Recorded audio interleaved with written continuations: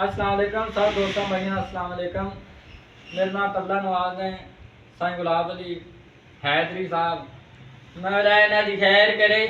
4 दिन कसाइयां दे थले टट्टे चुके ने ना ते तबले मास्टर बन गए ने ते लाहौरियां दी मालशां ने इंडिया कीतियां ने कि हज़रात ये मुंह ही मालिश वाला हो गया, तेल वाली बोतल का मुंह हो गया। अस्सलाम वालेकुम गाइस, हम आपको बता रहे हैं गुलकार आए हैं गुजरांवाले से, बहुत ही लानती किस्म के हैं और ये जो है अभी अपनी चवले मारने लगे हैं और जो वहाँ पे ये पीछे गटर साफ करते हैं मारो दियो बंदा मारो आए आप बिस्मिल्लाह शुरू करें।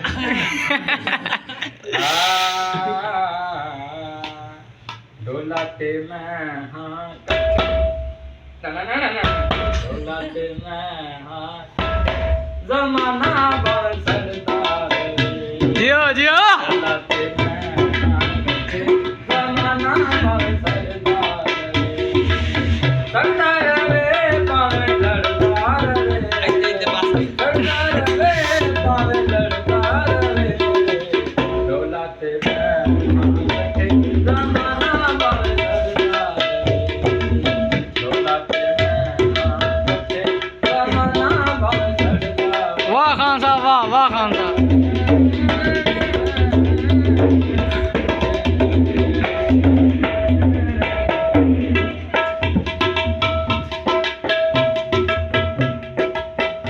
आप लोग और प्यार तेरा